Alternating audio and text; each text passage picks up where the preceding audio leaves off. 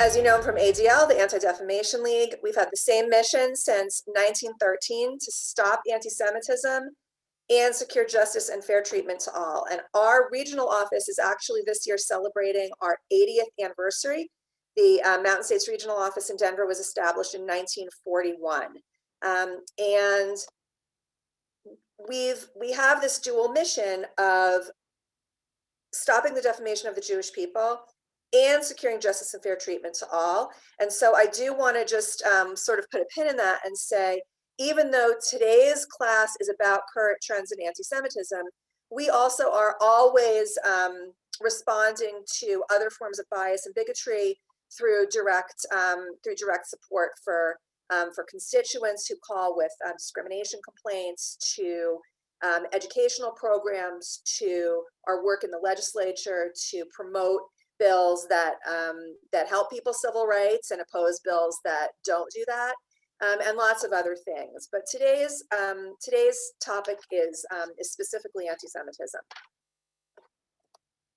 So ADL has a basic definition of anti-Semitism, which is the following: prejudice or discrimination that is directed towards Jews. Anti-Semitism is based on stereotypes and myths that target Jews as a people, their religious practices and beliefs, and the Jewish state of Israel's right to exist. And just a quick word about that, which is that while we encapsulate within the definition of anti-Semitism threats to the Jewish state and threats to Israel's right to exist, that doesn't cover the normative conversations that should be able to take place in any democracy, including ours, that might criticize the government or its policies or politics or elected officials.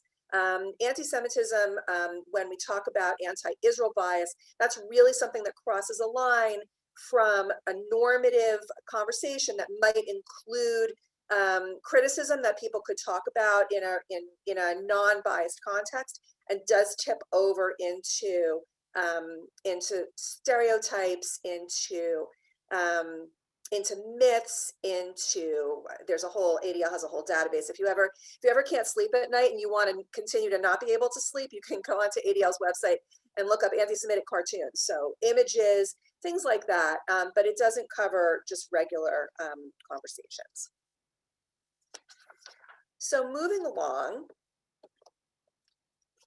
part of understanding how to combat anti-Semitism is, of course, understanding where it comes from and how it manifests. And that's going to be most of this topic today. So first of all, history. So we know that, as I mentioned before, anti-Semitism is at least 2,000 years old. As long as there have been Jews in other cultures, there has been anti-Judaism. A lot of times I'll get the question, why do you call it anti-Semitism? Aren't Semites lots of different groups in the Middle East? And the answer to that is yes. And the term anti-Semitism doesn't come from any of that.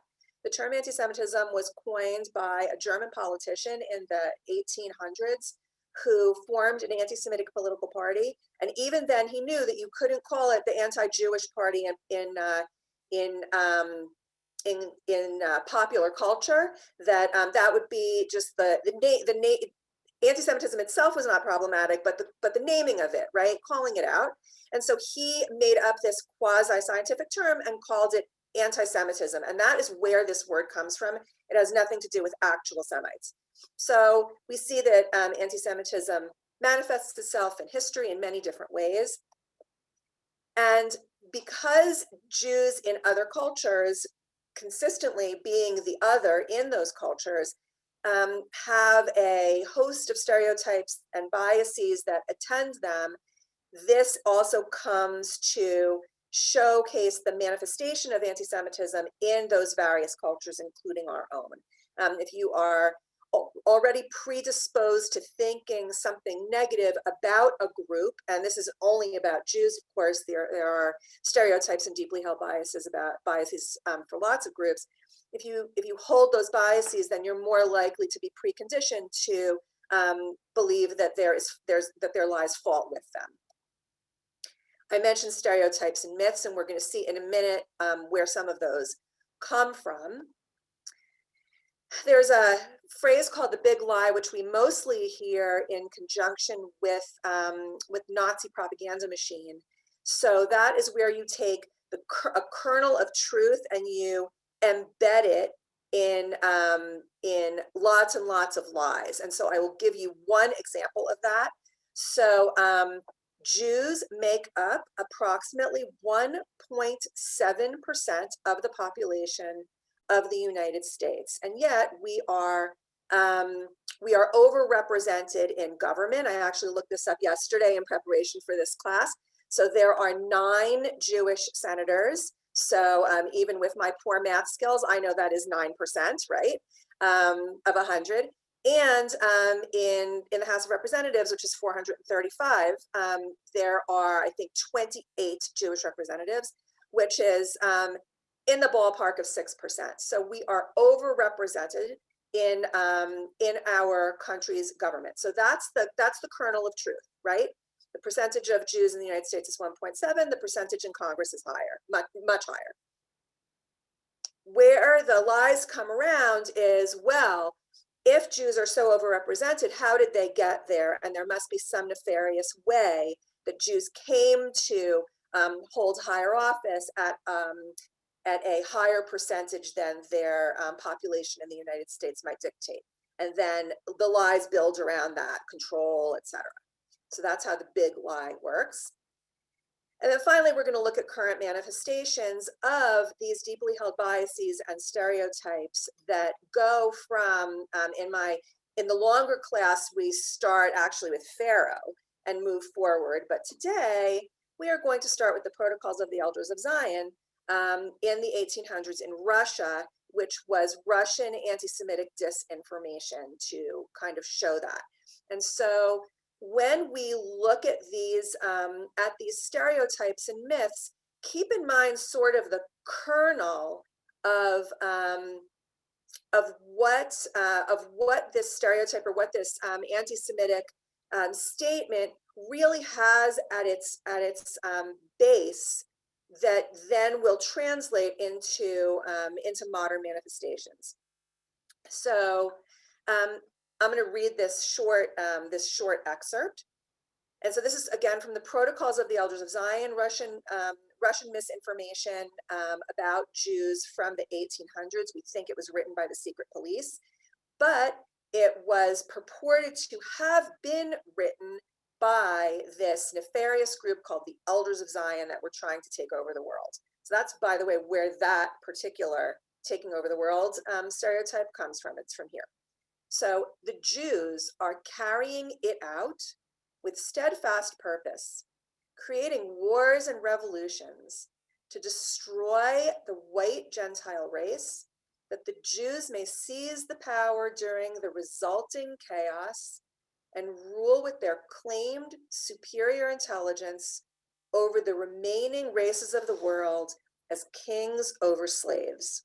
And this is an English translation from Victor Mardson's English adaptation of the Protocols of the Elders of Zion that was published in the Morning Post in London. This was also later shipped across the ocean, and Henry Ford had it published in the Dearborn Independent newspaper in Michigan. And so that is how this Russian disinformation about Jews came to be spread in English. But as you'll see from these images, there are many, many different versions of it, and all of these are screenshots from books in current publication, in current circulation. So we have, I can't, it's even too small for me, but we've got it in German, we've got it in English, we've got it in Russian, we've got it in French. This one, the Protocols of the Elders of Zion in red and black. That one is helpfully translated into Arabic and Spanish for a wider audience. That was actually on the shelf in a local bookstore here in Denver that was reported to our office by somebody who saw it and was concerned. One little note about ADL and the First Amendment. we believe in the First Amendment. Hate speech is protected speech. We would never, ever call a bookstore and say, take this off your shelf. But we did call the bookstore and ask two questions. One, how did you come to order this in the catalog of millions of books that you could order? And the answer to that was somebody requested it and didn't pick it up. And the second was, why is it on the history shelf? If you are going to keep it on the shelf, would you consider moving it to conspiracy theories where it actually belongs? Because this is not legitimate history. And so that was the conversation that we had with them, and they actually ended up, after our conversation, returning it to the publisher. So let's take a fast look at some of these phrases within this excerpt from the Protocols of the Elders of Zion. So first of all, and again, keep these in mind for later because they pop up in 2020 and 2021.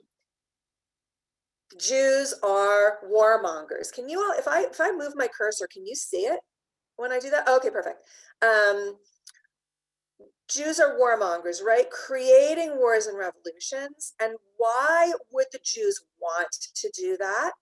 In order to destroy the white Gentile race. So there is this white supremacist conspiracy theory out there now about how there is a white genocide happening and that whites are in danger through, in the not too distant past, they would have called it miscegenation, but through intermarriage with people of color, through intermarriage with Jews, whom white supremacists consider not to be white, even though you can have skin like mine, whereas practically see-through. I would not be considered white by white supremacists who believe that Jews are a different race. And the purpose of all of this is that Jews are going to, of course, seize power during the resulting chaos, because we are trying to create chaos, and rule with their claimed superior intelligence, right? They say they're so smart, but really not. They're just claiming it in order to take control. And then rule over the remaining races of the world as kings over slaves. So that's sort of one excerpt that identifies these specific myths that then we're going to see show up. So taking these ideas, we're going to move into the current century. So in Charlottesville, we saw these individuals who are not very fine people, I'll just say, with their tiki torches, yelling and screaming, "Jews will not replace us." Jews will not replace us is the rallying cry that is the direct descendant of this, whites, will take over the white race, from our quote from the Protocols. And I actually, let me just grab the piece of paper. I got this tip from somebody who gives speeches and throws the papers on the floor after they're finished, but that doesn't help if you need to refer to it. So to destroy the white Gentile race, that the Jews may seize the power. So this is the direct descendant of that phrase from 150 years ago. These individuals were marching. This is actually from the weekend of the Unite the Right rally in August of 2017. The rally itself took place on Saturday. This is Friday night. The rally itself took place on Saturday, and the purported reason for that rally, which brought together tens of thousands of white supremacists from many, many different extremist groups, that's the Unite part of the Unite the Right, came together because they were protesting, ostensibly protesting the removal of Confederate statues in Charlottesville. That was the impetus for coming together.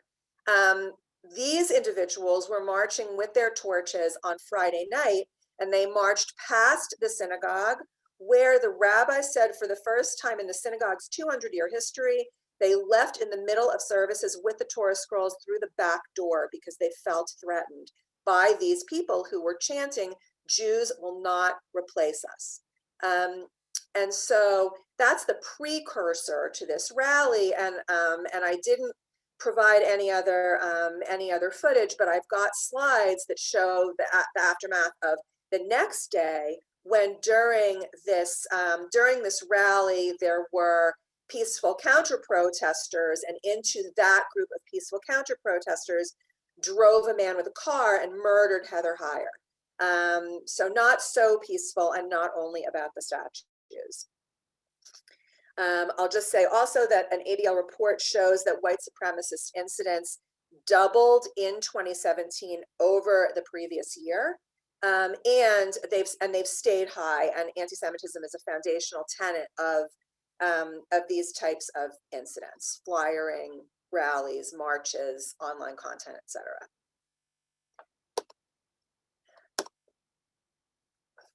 Year and a half, not even a year and 2 months later, we have the murder in a Pittsburgh synagogue of 11 people on Shabbat morning who had just come to services by Robert Bowers, who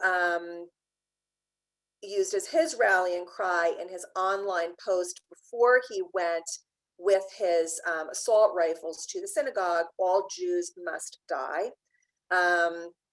And I remember this. So I'm Shomer Shabbat, so I don't typically get news on Saturday, but it was Pink Shabbat, and I was teaching a class at Rodef Shalom, and somebody came into my classroom to tell everybody that this had happened. And so the reason that Robert Bowers chose this synagogue, there are two primary reasons. One reason is because he was in Pennsylvania and it was convenient, because, why should you have to schlep? And the second is because that synagogue, the Tree of Life Synagogue, which is an umbrella, there are 3 congregations that meet there. That synagogue had been host to a Highest Shabbat, Hebrew Immigrant Aid Society Shabbat, the week before. So Hebrew Immigrant Aid Society, of course, helps lots of people. It was founded to help Jews immigrate to this country from Europe, where they were experiencing pogroms. And their mission has stayed to help all people. And there was a refugee and immigrant rights Shabbat the week before. And so Robert Bowers believes, as do many white supremacists, that by assisting immigrants, that also contributes to quote unquote white genocide. Because if you bring in immigrants and refugees from countries where they're predominantly going to be people of color, that it's going to ultimately result in a dilution of the white race. So that is why he chose this particular congregation. So ADL does a study every year called, not every year, excuse me, every several years, called the Global 100. It started in 2013, actually, on the 100th anniversary of the founding of the Anti-Defamation League. And we surveyed 100 different countries to gauge their anti-Semitic attitudes based off of a number of questions. And so this is an excerpt from the American attitudes, but if you are a stats wonk like me, you can go to adl.org and just type Global 100 into the database, and you'll see the most recent statistics that we have. There have been, since 2013, 2 smaller studies of, I think, 15 or 17 countries each. And so there's more current information about some of those, including the United States. So this is what we have. So we know that 14% of Americans hold anti-Semitic views. That translates to about 45 million adults, and it's significantly higher than it was, 5 and 6 years ago. 30% of the people surveyed in the United States said they agreed with the statement that Jews are more loyal to Israel than the US. So this charge of dual loyalty, that goes back to the protocols, right, of this statement of warmongering and chaos, and that they're going to side with other people. 30% agree that Jews killed Jesus. So this is, I think, we are, what's 65 plus 55? We are 55, 56 years outside of Nostra Aetate, which was the Catholic Church's statement that the Jews did not kill Jesus, but we still have a third of people in the United States agreeing with that statement. And finally, 25% of people surveyed believe that Jews still talk too much about the Holocaust. And so that, that piece relates to what we'll see later with certain extremist groups that they are involved with Holocaust denial and other statements around the Holocaust. So nationally, this is, I just need to minimize the pictures of all of you so that I can see my own slide here. So the reason that, just a point of information, the reason that I have 2019 statistics here is because 2020 just closed, and so it will likely be around April that ADL will have the anti-Semitic incident statistics for 2020 for the previous year, and the FBI typically has those towards the end of the year, so that'll be about November. So we have the last year that we have full statistics for is 2019, at which time we recorded the highest level of anti-Semitic incidents ever in 40 years, including 5 fatalities and 91 assaults. And you can see, according to the key here, that sadly Colorado has boosted up to this highest level. And typically what's interesting about Colorado is that typically those high levels are in states that have the largest Jewish populations. So you see California and Florida, New York, Pennsylvania. Colorado is not one of those states, and still we had 61 anti-Semitic incidents. Closer to home, when I started working at ADL in 2013, there were 9 incidents, and then small increases up, although of course 2015 it's twice as many as 2013, but still the 3-year total is 37. Now look what happened starting in 2016. So it is this exponential rise in number of anti-Semitic incidents, and like we just saw, here's the stats for 2019. We expect 2020 to be similar numbers, just from our own internal records in our regional office. It's going to be right around the same number. These incidents actually happened in our region in the last 6 months, and so I'm showing you very recent examples. So back to the protocols of the Elders of Zion, right? May seize power during the resulting chaos. There are conspiracy theories around Jews causing the 9/11 crashes, and so here is a banner that was hanging on the overpass at I-25 at Orchard. There were similar banners hanging on overpasses all the way down, not at every exit, but all the way down from Colorado through New Mexico. We were getting reports, and the reason that we have this banner is because coincidentally, the son of one of our ADL board members was driving on I-25, saw the sign, pulled up onto the overpass, and with 2 buddies in the car took it down. And so now it's sitting in his apartment. And this is, this is to scale because you can see his bike next to it.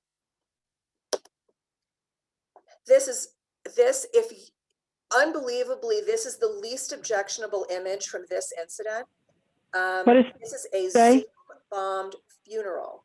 So this is a funeral that took place in person in Florida.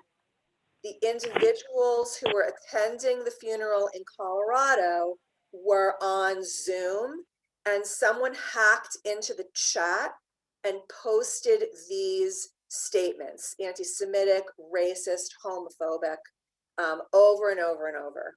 And it didn't come to light because, and I will just say this, if anybody after class wants to talk to me about Zoom security, I am happy to share resources, because this doesn't have to happen.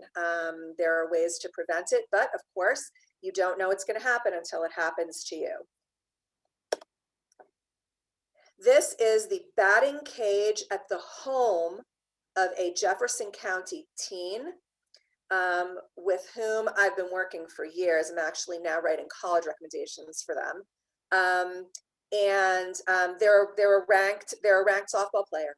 And so this is their batting cage on their family's property that has a swastika. So somebody came onto their property and sprayed a swastika on this kid's batting cage. And then finally, this is from 2 months ago, that showed up on the Jewish on Campus Instagram page for the University of Northern Colorado. Someone left a note on my door that said, "Jews created COVID to subvert the white race." This note was covered with stickers of various Jewish caricatures. A bag of rat poison was taped to the bag. And because a bag of rat poison was taped to the image that was on their door, law enforcement was contacted, and this is now being investigated as a bias-motivated incident by the FBI. And people wonder why I'm tired. So I want to take a quick break to show you a short video, and Christy's going to have that queued up for us in a second. I'm going to stop the share. So we have a question, which is, why are so many conspiracy theories anti-Semitic? And so the main reason why conspiracy theories are anti-Semitic is because Jews are always the other. And so there are these stereotypes that Jews are trying to take over. And so this is a very, very short video. I will tell you that Abby Richards, who created this video, is a 24-year-old climate scientist who lives in the Netherlands. She speaks more quickly than I do, and there are captions, but if there's anything you miss, just ask. So Christy, go right ahead. We'll be talking about. All throughout history, people have looked at the world and thought, this is shit. And our brains usually look for the simplest answer, which is often, it's those outsiders with a different religion and no homeland. Arrest them, that'll fix the economy. Now, the QAnon myth really has two parts. One, that there's a secret group that controls the world, and two, that they're Satanists who abuse children. This myth is actually the marriage of like two very old anti-Semitic myths. First, we have the Protocols of the Elders of Zion, which was Russian anti-Semitic disinformation about the Jewish plot to take over the world. It's basically the birth of the modern conspiracy theory and why so many are anti-Semitic. Now about the stuff with the kids. That myth is old, like Middle Ages old. It's called Blood Libel, and it falsely accuses Jews of murdering Christian children to use their blood in rituals. Because when you paint someone as a monster, you can justify violence against them. Nothing about QAnon beliefs is new. You're just witnessing history repeat itself. All right. So you can look up Abby Richards. She's on every platform, and she's got lots of other things, including other information about conspiracy theories. But one of the things that she's done is she's taken the idea of conspiracy theories and really broken it down. And like I said, you can look her up. She has a whole chart of various conspiracy theories in a pyramid. And I was going to use that, but then yesterday, I'm not even kidding. Let me share my screen again with you. Yesterday, we got this complaint to our office. So this is the screenshot of a Facebook post. And when I was describing what I was teaching today to my son, I said, you know, it's almost as if I wrote it because it hits all the main points. So I'm going to read it, and then we're going to look at the bullets, right? So this was posted yesterday on someone's Facebook page about QAnon and Jews. So a lot of Anons, members of QAnon, post the truth about the Jews, right? So in other words, there is this idea that that there is this deep, dark conspiracy theory, and they know the truth, but we don't. We everybody else, and the Jews are controlling it. They, the Jews, are not shills and are trying to help awaken everyone to their evils. So evil. They call you goyim, sheep, cattle. We, of course, know that goyim means non-Jews, Gentiles, or other nations, but they call you goyim, sheep or cattle. They steal from you from the second you are born. Every aspect of your life is a Jewish trick. They steal our children. Here's the thing with the kids, to rape and torture. That's also the underlying that's the underlying thing with QAnon, right? That liberals / Jews / globalists are pedophiles. That Pizzagate, right? That there's a child pornography ring in the bottom of a pizza store.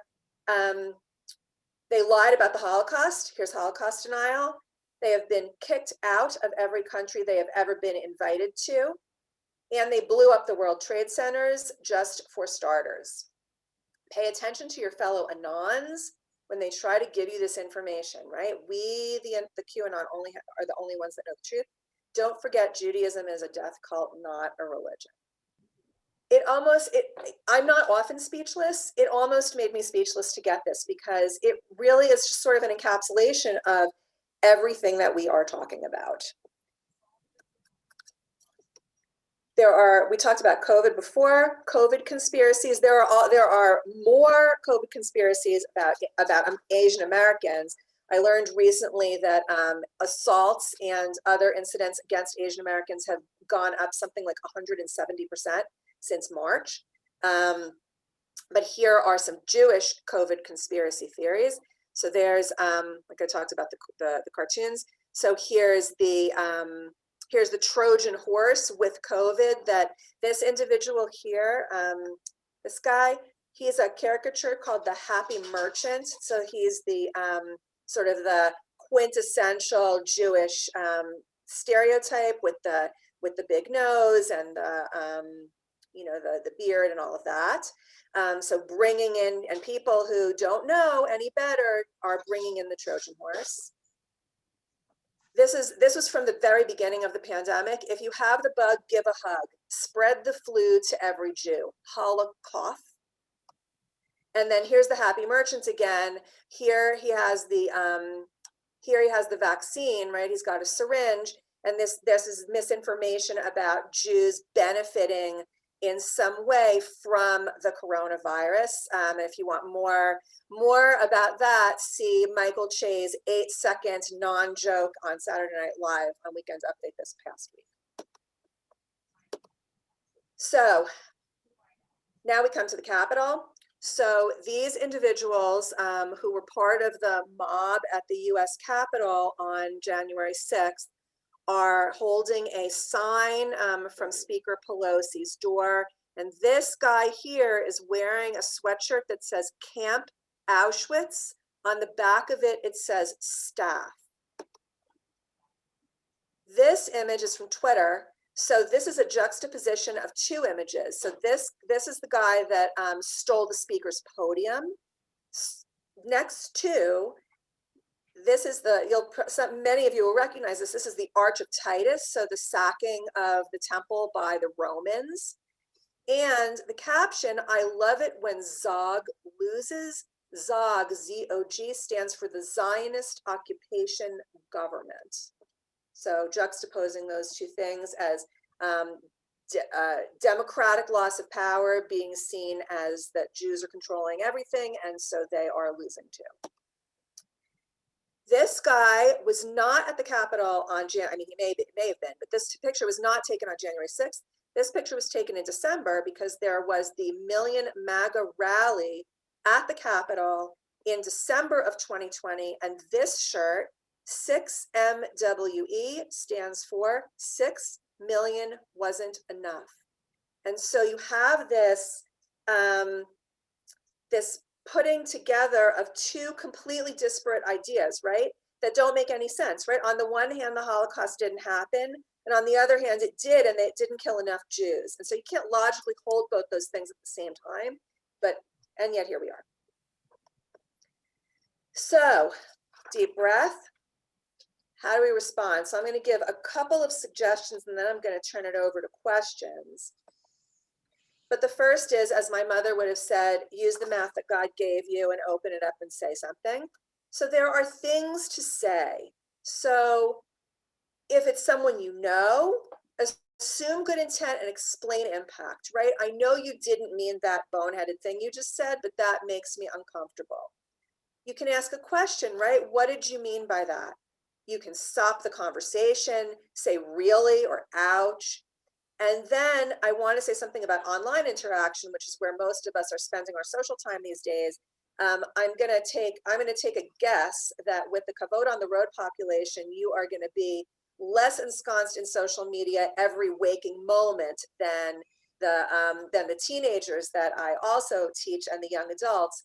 But at the same time, we know that all of us are seeing these images and these stories online, and you have a choice about how to respond online. And I would make a blanket suggestion, which is don't feed the trolls. That typically it is not helpful to get into a virtual shouting match with someone who believes differently from you, and instead support the targets. So that's good to do in real life too. And then what to do, document and report. We don't know any of this unless somebody reports it to us. That image that I showed from Facebook came from a complainant who saw it because she is remarkably Facebook friends with this person because they're married to a high school friend. And so when you see these things, you can always document them. And that's whether we see swastikas in the wild, right, on everything from highway signs to in the snow in front of an apartment. Everywhere you can document them and report them to us. If it's the actual vandalism with a monetary amount of damage, you can report it to law enforcement. That's the only way we know that things are happening. And I'll put the reporting link in the chat. And then finally, that's really it. And I just want to say thank you for your attention. I think we've got about 15 minutes. It's unusual that I managed to hit it like right at the time, but I think we had plans for a 45-minute presentation and 15 minutes for questions. So here we are. So thank you. And this stuff is really hard, and it's important to address it. So I appreciate that you're all here together with me. Sue, can you tell me what was written on the banner across I-25? Because I can't see what you're doing. Yes, never forget. Jews did 9/11. And what's the impetus of that belief? So if you think about, all right, so think back to 9/11, right? When 4 airplanes were hijacked, 2 flew into the World Trade Center, 1 flew into the Pentagon, and one was taken over by the passengers, and it crashed in a field in Pennsylvania. So the impetus around that is that conspiracy theories deal in misinformation, right? So we all know who the pilots, who the hijackers were. We know what happened. There's lots of testimony, etc. But the conspiracy theory about Jews being in charge of it asks the question, who benefits, right? And that's a fair, just by the way, that's a fair question to ask when there is when there's an attack like that. It is a fair question to ask who benefits. In reality, who benefited was that Osama bin Laden sent these people, that they were Islamist terrorists who sought to bring down the United States by hitting the centers of government and the economy. Another person would say, well, who benefits is Jews, because Jews are also trying to take over the world, trying to take over government and economy. They benefit, as the protocols of the elders of Zion say, from the resulting chaos. And so it's the same kind of conspiracy theory that's saying, by the way, there's a theory floating around that January 6th was really orchestrated by Jews because they wanted to take down the quote unquote rightful government, which would have been Donald Trump. And so there's lots and lots of different conspiracy theories, but it all does boil down to who benefits. And if you think that Jews are looking to benefit, then you can blame them for all sorts of things. Thank you. It looks like, Jane, you have a question? I do have a question. Concerning law enforcement in Colorado, is there protocol in place where they're required or encouraged to report incidents to the ADL, or is the individual who is perhaps a victim of a hate crime responsible for that? And I want to know how that affects the accuracy of the numbers of hate crimes. Such a great question. So we do work together with law enforcement. ADL is actually the largest non-governmental provider of law enforcement training in the country. We do trainings on extremism. We do trainings on anti-bias policing to make interactions between officers and the community safer for everybody. So we do all of that. And also we jive our data. And so we are actually in my inbox actually right now is a request that came into our office that my colleague, Jeremy Shaver, is the one in our office that handles more of the law enforcement and government affairs side. And so there is a request to reach out to all of the different police departments in the region and get their statistics specifically right now on anti-Semitic incidents, because we're preparing for that audit that will come out in April. And so in order to make sure that the statistics are as accurate as possible, we do speak with law enforcement, everything from the local to the federal, and we do jive those statistics. Every once in a while, there are small discrepancies, and that has to do with the difference between incidents and crimes. So law enforcement is more likely to keep records of bias motivated crimes, which is so part one is a crime has to happen, right? There's vandalism, assault, something. And then the second thing is there's a determination that the reason that that individual was targeted is because of who they are, their minority status, and race, religion, etc.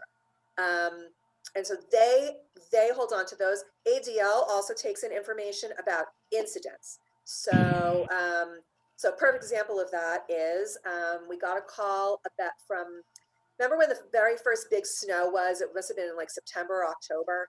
There was a big snowstorm, and somebody called us because two women who were African American. One of the friend called on behalf of the target. So this African American young woman who was living in an apartment came home from work, and in the snow was a swastika in the snow in front of her apartment. There were no other ones. It was only her apartment. And so that's technically not a crime because snow melts. So there's no monetary damage to be able to recoup from snow. At the same time, it was certainly a bias motivated incident. She's the only African American, and in that stretch of the apartment complex, and it was only her apartment. And so that's something that we did suggest to them that they call law enforcement, and so they spoke to us, they spoke to law enforcement, they spoke to the property manager, etc. To the last part of your question, who should you report to? The answer often is both, just to make sure, and then we drive our statistics. So very typically, we'll get a call in that tells us all this stuff, and then I will suggest to that person, please consider reporting this to law enforcement. That actually happened last night with a call from somebody who called a business phone with all sorts of anti-Semitic invectives, and because it was a publicly listed phone number and a publicly listed address, my suggestion to the target, who's Jewish, was that on behalf of his business, that he should consider calling law enforcement. So that's a long answer, but I hope it hit all the pieces. Thank you. Hi, thank you so much. What I wanted to know is, I know you spoke about getting statistics from the law enforcement, but does ADL also have a policy of training and directing law enforcement into how to handle these incidents? Yeah, so we do. We do trainings at the so the trainings are not always specific to training law enforcement on how to handle it, but we do an extremism and bias. Every cadet in Colorado gets this. I mean, it's a very widespread training. And I've observed a couple of them. And basically, they're trained on how to recognize bias-motivated incidents. They are encouraged to report. I actually don't remember if in Colorado it's required that they report all bias-motivated incidents, but I can tell you that Colorado is one of the states that does. Not every state has that requirement. So there'll be, like, for example, we know for a fact that Wyoming is completely underreported. Wyoming is one of, hopefully this is going to change because there's a bill in front of the legislature right now, but Wyoming remains one of 3 or 4 states that does not have hate crimes laws. And so the attitude there is that, they're not keeping track. And so the reporting will say 0, right? We know that that's not possible, that there was 0 hate crimes in Wyoming last year. It's just not correct. So part of it is training, but part of it is also, I actually had a training on this, on how to speak to law enforcement about it. Part of it is motivating law enforcement to fill out one more piece of paperwork.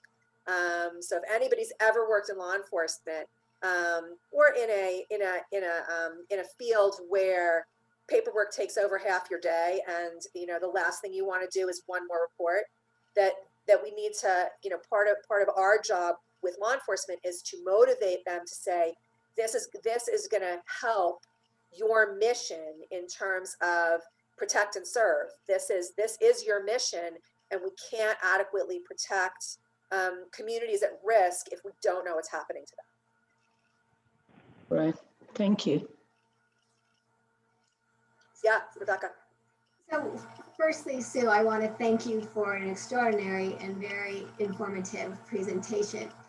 And I know that we can go on for a long time talking about these things. I wanted to say personally, I know I've been holding my breath through your presentation and shaking my head in disbelief that so much of this information still exists and still is disseminated widely.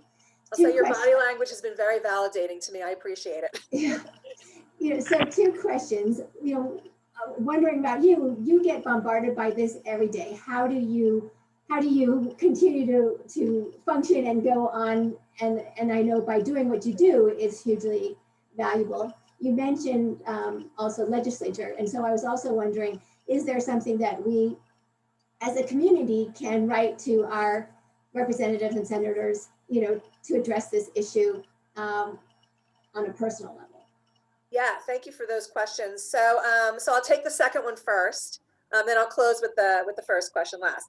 So yes, so we have lots of advocacy initiatives, and if you go to, because I'm talking, I can't type at the same time, but if you go to adl.org, there is a take action button that will bring you to all of the advocacy initiatives that we've got going on right now. And there's a form where it'll go right to your elected officials. So that's something that you can do. And of course it changes, as the bills change. So that's definitely something you can do. And I would say that's a great question, that we have a citizen electorate. And so if there are measures that you see in Colorado that you are passionate about, you can and should reach out to your elected officials and say, I have a strong opinion about X, Y, or Z. I will give you a great example of that, which is that this past year in July, Governor Polis signed into law a Holocaust and genocide education law that's going to take effect in 2023. We've been working on this for, no kidding, 10, 20 years. And the fact that it was signed into law by the governor, and that it's going to take effect for every public school student in Colorado, is going to change the landscape of anti-Semitism education, which is part and parcel of Holocaust and genocide education. And so that would not have happened, especially in a pandemic, without a huge amount of community initiative. And at the end of the day, it was a partnership of the Jewish community and the Armenian community that came together to advocate for this being passed. And so it's really remarkable. So yes, you should. So legislative advocacy is for everybody. Do you think it has anything to do with having a Jewish governor? No, I will tell you absolutely unequivocally, it had nothing to do with having a Jewish governor. So how come you don't think it's been able to get on the agenda before this? Because Colorado, it has nothing to do with the governor and everything to do with the fact that in terms of education, Colorado is a local control state. And the education and the boards of education in the various communities didn't want there to be a state mandate to change up their requirements because education in Colorado is local control. And if you saw it, and I can tell you unequivocally, because there was testimony by some of the leaders of school boards in districts that have a majority of Jews that were against it because of the local control piece and not because of the content piece.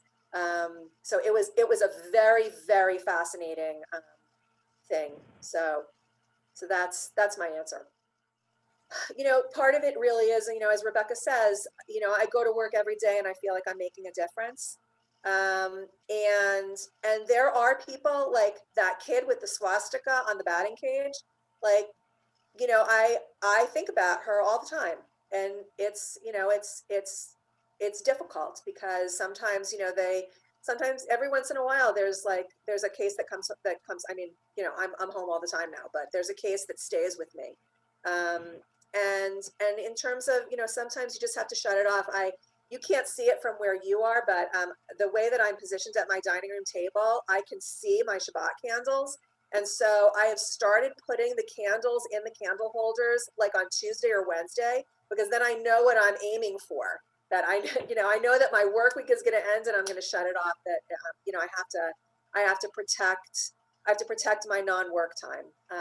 So I've never watched so much television in my life. You know, but so that's kind of the, you know, the self-care aspect of being able to sort of turn it off.